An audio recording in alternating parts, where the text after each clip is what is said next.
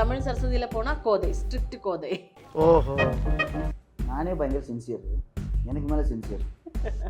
எனக்குள்ள ஏகப்பட்ட பவர்ஸை வச்சுக்கிட்டு என்ன பண்றதுன்னு தெரியாம சுத்திக்கிட்டு இருக்கேன்டா. ஒரு நெகட்டிவ் கேரக்டர் கூட பண்ணியிருக்கேன் ரடானோட ப்ரொடக்ஷனில் சன் டிவிக்காக. டயலாக் சொல்கிற விதம், அந்த கன் எடுத்து ஷூட் பண்ண வச்சு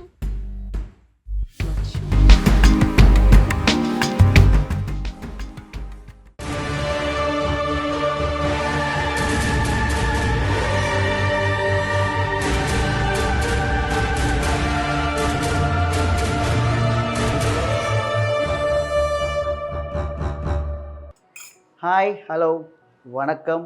this is Siva. Welcome to Meera Siva views. நம்ம ஏற்கனவே பேசியிருந்த மாதிரி நம்ம சேனலில் புதுசாக ஏதாவது ஒரு விஷயம் கொடுக்கலான்னு பிளான் பண்ணியிருந்தோம். அதில் செலிப்ரிட்டிஸோட வீடியோ பற்றி பேசலாம்னு நினச்சிருந்தேன். சரி, ஃபஸ்ட்டு யாரை நம்ம பார்க்கலாம் அப்படின்னு பார்க்கும்போது நம்ம வீட்டிலே ஒரு செலிப்ரிட்டி இருக்காங்களே, வேறு யாரும் இல்லைங்க, நம்ம மீரா கிருஷ்ணா தான்.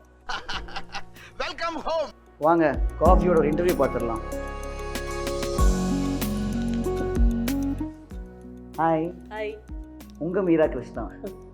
Welcome to our YouTube channel. Thank you. மீராவை பற்றி எங்களுக்கு தெரியும், உங்களுக்காக ஒரு சில கேள்விகள். உங்களோட ஆர்டிஸ்ட் லைஃப் எப்படி நான் ஸ்டார்ட் ஆச்சு? 2003 தான் நான் இந்த இண்டஸ்ட்ரியில் என்ட்ரு ஆனது. அது வந்து MG university, Mahatma Gandhi university இந்த காம்படிஷனில் டான்ஸ் அந்த கேட்டகரியில் எனக்கு ஜாஸ்தி பாயிண்ட்ஸ் வாங்கி நான் வின்னர் ஆனது. அது மூலயமா ஒரு டைரக்டர் என்னோட அந்த டான்ஸ் பார்த்து அவர் தான் என்னை இந்த சினிமாக்காக சஜஸ்ட் பண்ணதும், அந்த சினிமாவில் நான் என்ட்ரு ஆனதும், அந்த சினிமாவுக்கு எனக்கு கேரளா ஸ்டேட் அவார்டு வின் ஆனதும் அப்படி தான். அதுக்கு முன்னாடியே ஆர்டிஸ்ட் ஆகிறதுக்கு முன்னாடியே ஐம் கிளாசிக்கல் டான்ஸர். ஒரு 3.5 இயர்ஸ்லேருந்து ஐ ஸ்டார்டட் லேர்னிங் டான்ஸ். அந்த மாதிரி நிறைய ப்ரைஸஸ் எல்லாம் வாங்கியிருக்கோம், நிறைய ஸ்டேஜ் எல்லாம் பெர்ஃபார்ம் பண்ணியிருக்கோம். அப்படி தான் இதெல்லாம் கேரளாவில் பண்ணீங்க? இதெல்லாம் கேரளாவில் பண்ணோம். இப்போ தமிழ்நாட்டில் வந்தது காரணம்? தமிழ்நாட்டில் வந்து இவர் என்னோட கணவர். நோட் பண்ணுங்கப்பா பின்றாப்பா. அவரை கல்யாணம் பண்ணதுனால தான் தமிழ்நாட்டில் சென்னை மக்களுக்கு பிடிச்ச மாதிரி நான் இப்போ உங்கள் முன்னாடி இப்படி உட்காந்துருக்கேன். ஓகே. உங்களுக்கு ஹோம் லைஃப்பில் இருந்து ஷூட்டிங் லைஃப்க்கும் என்ன டிஃப்ரென்ஸ் இருக்குது, என்ன கஷ்டம் இருக்குது, என்ன ஈஸி இருக்குது, என்ன ஜாலியாக என்ஜாய் பண்ணுறீங்க, அதை பற்றி கொஞ்சம் சொல்கிறீங்களா? ஃபேமிலி லைஃப்பும் அந்த ஆக்டிங் கெரியரை பற்றி நீங்கள் கேட்குறீங்களா? ஃபேமிலி லைஃப் வந்து நம்மளாவே இருக்கும். நம்ம ஃபேமிலி, என்னோட ஹஸ்பண்ட், என்னோட மாமியார், என்னோட பசங்க, என்னோட ஃபேமிலி, அது நம்ம ஃப்ரீயாக நம்மளாவே இருக்கும். ஷூட்டிங் போனால் நம்ம அந்த கேரக்டர் மாறும் இல்லையா? ஒன்ஸ் தமிழ் சரஸ்வதியில் போனால் கோதை, ஸ்ட்ரிக்ட் கோதை. ஓஹோ. கேமரா கட்டானா மீராவாக இருக்கும்.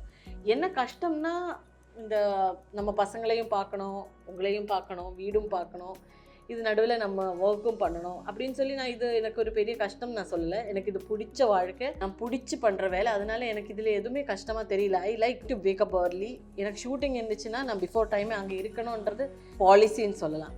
நீங்களே என்கிட்ட எவ்வளோ வாட்டி சொல்லியிருக்கீங்க, இந்த மாதிரி ஏன் நீ ஓடுற, ஒரு 5 நிமிஷம் லேட்டாக ஆனாலும் ஒன்றும் பிரச்சனை இல்லை அப்படின்னு சொல்லுவார். பட் என்னை பொறுத்த வரைக்கும் என்னென்னா, நான் ஒர்க் பண்ண ஆர்டிஸ்ட்டுங்க எல்லாமே கொஞ்சம் சீனியர் ஆர்டிஸ்ட். ஸ்ரீவித்யா அம்மா, Nedumudi Venu uncle, Thilakan sir, Jagadish Sreekumar sir, இந்த மாதிரி நிறைய சீனியர் ஆர்டிஸ்ட் கூட நான் ஒர்க் பண்ணியிருக்கேன். என்னோட ஸ்டார்டிங் அவங்க கூட தான். ஸோ அவங்க எல்லாருமே பிஃபோர் டைம் லொக்கேஷன் வரணும், நம்ம ரெடியாக இருக்கணும் அப்படின்ற ஒரு மோட்டோவில் போயிட்டு இருக்கிற ஆட்கள். நம்ம வேலை நம்ம கரெக்டாக பண்ணால் நம்மளுக்கு எல்லாமே தானாக வந்துடும். இப்போது மீரா கிருஷ்ணான்ற ஒரு ஆர்டிஸ்ட் வந்து அவங்க பார்க்கறதுக்கு நல்லா இருக்கா, இந்த கேரக்டர் பண்ணால் நல்லா இருக்குமான்னு மட்டும் பார்க்க மாட்டாங்க. அவங்க ப்ரீவியஸ் ஒர்க் பண்ணும்போது அவங்க எப்படி இருந்தாங்க, எவ்வளோ பங்க்சுவலாக இருந்தாங்க, ட்ரெஸ்ஸிங் எல்லாம் எவ்வளோ கரெக்டாக பண்ணுவாங்க, அதிலிருந்து எல்லாமே பார்த்து தான் நம்மளை ஒரு அடுத்த ஒர்க்கு கூப்பிடுவாங்க. ஸோ எதுலேயும் நம்ம பின்னாடி போகக்கூடாதுன்னு என்னோட ஒரு மோட்டோ. நானே நிறைய வாட்டி சொல்லியிருக்கேன். என்னென்னா, நானே பயங்கர சின்சியர், எனக்கு மேலே சின்சியர். எனக்குள்ள ஏகப்பட்ட பவர்ஸை வச்சுக்கிட்டு என்ன பண்றதுன்னு தெரியாம சுத்திக்கிட்டு இருக்கேன்டா. வீட்டில் அம்மான்ற கேரக்டர் தாண்டி, ஒரு ஒய்ஃப்ன்ற கேரக்டர் தாண்டி, ஒரு நல்ல மருமகன்ற கேரக்டர் தாண்டி போதும் லிஸ்ட் பெருசா போய்கிட்டு இருக்கு. என்ன சொல்லுவோம், இந்த மாதிரி வீட்டில் இருக்க கேரக்டர்ஸ் தாண்டி நீங்கள் ஒர்க் பண்ண கேரக்டர்ஸில் உங்களுக்கு பிடிச்ச கேரக்டர்ஸ் சொல்லுங்கள். தமிழை பற்றி சொல்கிறேன். நான் மலையாளத்தில் எனக்கு இவ்வளோ நாள் பண்ணதில் எனக்கு ஃபேவரட் கேரக்டர் மலையாளத்தில் நான் பண்ண ஒரு கேரக்டர் தான். அதை பற்றி சொல்கிறேன். அந்த என்னோடய ஃபர்ஸ்ட் சீரியல் ஸ்திரீ ஹிருதயம் ஒரு சீரியல் பண்ணேன். நான் ஸ்ரீவித்யா அம்மாவோட பொண்ணாக நடித்தேன். நான் அதில் என்னோடய கேரக்டர் நேம் இந்துபாலா. அதுதான் நான் என்னோடய கெரியரில் இத்தனை வருஷமாக நான் பண்ண கேரக்டர்ஸில் என்னோடய ஃபேவரட் கேரக்டர் எப்போவுமே அந்த ஒரு கேரக்டர் தான். முதல் படம் என்னோடது மார்க்கம் சொல்லிட்டு நான் ஒரு படம் பண்ணேன்னு சொன்னேன். நெடுமுடி வேணு அங்கிளோட பொண்ணாக நடித்தேன். அதில் அந்த அப்பா பொண்ணோட அந்த பாண்டிங், அவங்களோட அந்த கேரக்டர் தான் அதில் காட்டியிருக்கு. அது ரொம்ப ஸ்ட்ராங்கான கேரக்டர். நம்ம ஆக்டிங்கில் ஸ்டெப் பண்ணும்போது இந்த மாதிரி ஒரு ஸ்ட்ராங்கான கேரக்டர் என்னால் பண்ண முடியுமான்ற ஒரு டவுட் எனக்கு இருந்தது. அது அந்த அளவுக்கு பண்ணி சக்ஸஸ்ஃபுல் ஆக்குனதுக்கு I am proud of my செல்ஃப்னு சொல்லலாம் ஆக்சுவலி. ஏன்னா நம்ம டான்ஸர் தான், ஆக்டர் கிடையாது. அப்போது அதுக்கு எனக்கு கேரளா ஸ்டேட் அவார்டு கூட கிடைச்சது. அதுக்கப்புறம் தமிழுக்கு வரும்போது தமிழில் என்னோடய ஃபஸ்ட்டு சீரியல் நாயகியில் கேரக்டர் வசந்தி. வசந்தி கேரக்டரோட ஸ்பெஷாலிட்டி என்னென்னா, நீங்கள் பார்த்துருப்பீங்க, ஒரு கேஆர் விஜய் அம்மா ஒரு லுக்கு தான் அந்த கேரக்டர். அதுக்காகவே நிறைய பேர் கேஆர் விஜய் அம்மாவோட யாராவது நீங்கள் தங்கச்சியா பொண்ணா அப்படியெல்லாம் கூட கேட்டிருக்காங்க. ஸோ அது எனக்கு ரொம்ப சந்தோஷமான ஒரு விஷயம். அப்புறம் அந்த கேரக்டரோட ஸ்பெஷாலிட்டி என்னென்னா, வரும்போது ஸ்டார்டிங்கில் அந்த கேரக்டர் ரொம்ப பயந்த மாதிரி ஒரு கேரக்டர். Husband villain. அதில் அவருக்கு பயந்து வாழ்ந்துட்டு இருக்கிற மாதிரி ஒரு கேரக்டர் தான். பட் கிராஜுவலி நம்மளுக்கு அந்த ஒரு சப்போர்ட், மருமக ஹீரோயினோட சப்போர்ட் நம்மளுக்கு கிடைக்கும். அவர் தப்பானவர்னு நம்ம வெளியில் தெரிவிக்கணும்னு சொல்லிட்டு நம்ம கேரக்டர் ஸ்ட்ராங் ஆகும்போது அவர்கிட்ட அந்த எதிராக நிற்கிற அந்த ஒரு பவர்ஃபுல்லான ஒரு கேரக்டர். அப்புறம் பின்னாடி காமெடி பண்ணும். அவருக்கு பின்னாடி என்ன அப்படியெல்லாம் பண்ணுவேன். அது சின்னதாக ஒரு காமிக்காகவும் பயந்தும் நம்ம ஆனால் இது தாண்டி வெளியில் வரணும் அப்படின்னு நினச்சி பண்ணுற ஒரு கேரக்டர் தான் இருந்தது. அது எனக்கு ரொம்ப பிடிக்கும் அந்த கேரக்டர். அந்த வசந்தி தான் இப்போவும் கேட்டால் என்னோட மோஸ்ட் ஃபேவரட் கேரக்டர் தமிழில். அதுக்கப்புறம் கோதை. எல்லாருக்குமே கோதை எவ்வளோ பிடிக்கும். அவங்க ட்ரெஸ் பண்ணுற விதம் இருந்து அவரோட அந்த கொண்டை, மண்டையில் இருக்கிற கொண்டை, அவங்க ஆக்சசரிஸ் இதெல்லாமே ரொம்ப நல்லாயிருக்கும். அது எல்லாமே அந்த கேரக்டருக்கு என்ன ஒரு ஸ்பெஷாலிட்டினா, குமரன் சார் என்கிட்ட அது சொல்லும்போது சொன்னேன்னா, என்னோட அம்மாவே மைண்டில் வச்சு தான் நான் இந்த கேரக்டர் நான் பண்ணுறேன். என் அம்மாவும் இந்த மாதிரி தான். அம்மா, என் பெத்த தாயை ஓவர்டேக் பண்ணிட்டீங்கம்மா. இந்த ஆர்கானிக் ஃபுட்ஸ், அருகம்புல்லு ஜூஸ், அந்த மாதிரி ஹெல்த்துக்கு நல்ல குணமான சத்தான விஷயங்கள் எல்லாம் நாங்கள் அதில் இந்த சீரியலில் காட்டியிருக்கோம். அவங்க அம்மாவை நினச்சி கிரியேட் பண்ண கேரக்டர்னு சொல்லுவாங்க. ஆமாம், கொஞ்சம் அவரோட ரிசம்பிளன்ஸும் இருக்குன்னா கொஞ்சம் ஸ்ட்ராங்கான ஒரு கேரக்டர். அது பண்ணுறது எனக்கு கொஞ்சம் சேலஞ்சாக இருந்தது. அதில் சக்ஸஸ்ஃபுல் ஆனதுக்கு எனக்கு இறைவனுக்கு தான் நன்றி. அது எல்லாமே ஒரு நெகட்டிவ் கேரக்டர் கூட பண்ணியிருக்கேன். ரடானோட ப்ரொடக்ஷனில் சன் டிவிக்காக சித்தி 2. அதில் பக்கா வில்லி கேரக்டர்.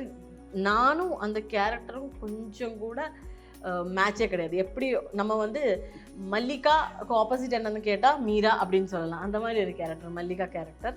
அது நான் ரொம்ப என்ஜாய் பண்ணி பண்ணேன் ஆக்சுவலி. அதுக்கப்புறம் எனக்கு வில்லி கேரக்டர் பண்ணுறதுக்கு இன்னும் இன்ட்ரெஸ்ட் ஜாஸ்தியாக இருக்குன்னு சொல்லலாம். ஏன்னா அந்த ட்ரெஸ்ஸிங்கு, அந்த வாக்கு, அந்த டயலாக் சொல்கிற விதம், அந்த கன் எடுத்து ஷூட் பண்ணுவேன்.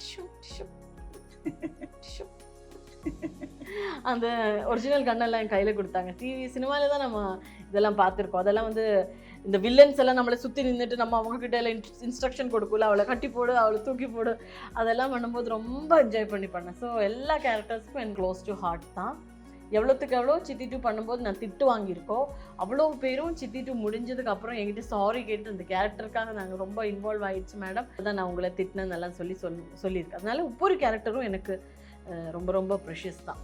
எடுத்து சொன்னால் ஒவ்வொரு கேரக்டருக்கு நான் அது அவங்க என்ன சொல்கிறது, நானே அவங்களே அந்த கேரக்டர் நல்லா இல்லைன்னு சொல்கிற மாதிரி ஆகிடும். அப்படி எதுவுமே இல்லை. I like all the characters. I enjoy while doing. எந்த கேரக்டர் பண்ணாலும் நான் அவ்வளோ ஒரு பிடிச்சி என்ஜாய் பண்ணி பண்ணுவேன். யூஸ்வலாக உங்களோட ரியல் லைஃப்பில் இருக்கிற ஏஜ் பண்ணிகிட்ருக்க கேரக்டருக்கும் ஏஜ் டிஃப்ரென்ஸ் நிறைய இருக்குது. ஸோ அப்படிப்பட்ட கேரக்டர் உங்களுக்கு கொடுக்கும்போது நீங்கள் என்ன திங்க் பண்ணீங்க அதை பற்றி? அதான் சொன்னேன், என்னோட தமிழில் ஃபஸ்ட்டு ப்ராஜெக்ட் திருசெல்வம் சாரோட பொக்கிஷம். அதில் ஹீரோயினாக தான் பண்ணேன். அதுக்கப்புறம் எனக்கு வர கேரக்டர் தான் நாயகியில் மதர் கேரக்டர், வசந்தி கேரக்டர். அந்த கேரக்டருக்கு ஒரு ஏஜ் என்ன இருக்கும், 45-year-old லேடி அந்த சீரியலில். பட் அப்போ நான் கம்மிட் ஆகும்போது என்னோட ஏஜ் 31. இந்த மாதிரி என்னை கூப்பிட்டாங்க, நீங்கள் கொஞ்சம் கூட வாங்கன்னு சொல்லி இவர்கிட்ட சொல்லும்போது இவர் என்ன சொன்னார்னா, விகடன் மாதிரி ஒரு பெரிய கம்பெனி உன்னை கூப்பிட்டுருக்காங்க, ஸோ நம்ம அதை ரெஸ்பெக்ட் பண்ணணும், நம்ம பண்ணதோ இல்லையோ, ரெண்டாவது விஷயம் நம்ம போய் பார்த்துட்டு வந்துடலான்னு சொன்னார்.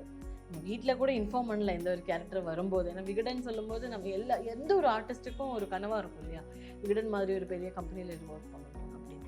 நாங்கள் போய் பார்த்தோம், குமரன் சாருக்கு பிடிச்சி போச்சு. அதுக்கப்புறம் விகடன்லேருந்து கால் வந்து அப்போவும் என்ன சொன்னார்னா, இது நல்ல ஒரு ஆப்பர்ச்சுனிட்டி தான், மதர் கேரக்டர் தானே, இட்ஸ் ஓகே பரவாயில்ல, இவ்வளோ பெரிய ஆர்டிஸ்ட்டுங்க பண்ணியிருக்கு, அவங்களெல்லாம் எடுத்து பாரு நீ அப்படின்னு சொல்லி சொன்னார். ஸோ அந்த மாதிரி நாங்கள் அந்த டிசிஷன் நாங்கள் அப்போ எடுத்ததுனால தான் இப்போ இந்த மாதிரி ஒரு நிலைமையில நம்ம வந்து நிற்கிறதுக்கான ஒரு வாய்ப்பு கடவுள் கொடுத்துருக்காங்க. அது இல்லாமல் என்னோட இன்னொரு ஃபேவரட் கேரக்டர் இருக்குது, அபிராமி. அது வந்து ஜீ தமிழில் கார்த்திகை தீபம்ன்ற சீரியல், அதில் தான் அந்த கேரக்டர் பண்ணுறேன். கார்த்திக் ராஜோட மதர் கேரக்டர் தான் நான் பண்ணுறேன். கார்த்திக் அவர் கூட நடிக்கிறதுக்கு ஒரு வாய்ப்பு கிடைச்சதுலேயும் ரொம்ப சந்தோஷப்படுறேன் நான். எனக்கு தெரிஞ்ச விஷயத்த கொஞ்சம் ஷேர் பண்ணணும்னு நினைக்கிறேன். அப்படி ஒரே டேக்கில் பண்ணக்கூடிய ஆர்டிஸ்ட் நம்ம மீரா கிருஷ்ணன்.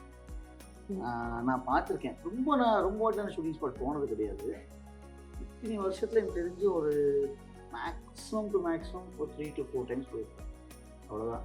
அதுவும் இந்த கடைசி தமிழ் சரஸ்வதியிலே தான் வந்திருக்காரு. அதுக்கு முன்னாடி எல்லாம் வந்தது கிடையாது. தமிழ் சரஸ்வதியில தீபக் கூட எல்லாம் கொஞ்சம் க்ளோஸ், அவர் நல்லா ஃப்ரெண்ட்லியா இருப்பார் எல்லாரும் கூடயும். அதனால நீ இது இல்லைன்னா நீ எது பண்ணியிருப்பேன்னு கேட்டால் சத்தியமாக சொல்கிறேன், எனக்கு ஒரு ஆன்சரே கிடையாதுங்க. எனக்கு அவ்வளோ ஃபஸ்ட் வரும்போது நான் சுத்தமாக நினைக்கல நான் ஃப்யூச்சரில் இந்த மாதிரி ஒரு பெரிய ஆர்டிஸ்ட் ஆகும். பெரிய ஆர்டிஸ்ட் இல்லை, 4 பேர் தெரிஞ்ச மாதிரி ஒரு ஆர்டிஸ்ட் ஆகும், அந்த மாதிரி எல்லாம் எனக்கு கிடையாதுங்க. ஆனால் ஒன்ஸ் நான் அது பண்ண ஆரம்பித்ததும் இப்போ எனக்கு வேறு ஆப்ஷனே கிடையாது. எவ்வளோ நாள் எனக்கு ஆரோக்கியமாக இருக்கிறதுக்காக கடவுள் எனக்கு அருள் தர்றாரோ அவ்வளோ வரைக்கும், அந்த நாள் வரைக்கும் இந்த ஃபீல்டில் ஏதாவது ஒரு கேரக்டர் பண்ணி என்னோட ஃபேன்ஸ் என்னோட ஃபாலோவர்ஸை சந்தோஷமாக்கி வைக்கணும், அவங்க சந்தோஷமாக இருக்கணும் அப்படின்ற ஒரு ஆசை எனக்கு. அதனால எந்த கேரக்டர் பண்ணாலும் 100% ஜென்வினாக பண்ணணும் அப்படின்ற ஒரு ஆசை எனக்கு. நல்ல மனசோட எல்லாரும் நல்லா இருக்கணும்னு நினச்சி எந்த விஷயம் நம்ம பண்ணாலும் கண்டிப்பாக எல்லாரோட கெரியர்லையும் எல்லாரும் சக்ஸஸ்ஃபுல்லாக இருக்கும். இந்த மாதிரி ஒரு சப்போர்ட்டிங்கான ஹஸ்பண்ட், அவரை வச்சுக்கிட்டு அவரை பற்றி பெருமையாக பேசுகிறேன்னு சொல்லலை, இந்த மாதிரி சப்போர்ட்டிங்கான ஒரு ஹஸ்பண்ட் இருந்துச்சுன்னா எல்லாரும் சக்ஸஸ்ஃபுல் ஆகும் லைஃப்பில். Thank you so much Meera Krishna.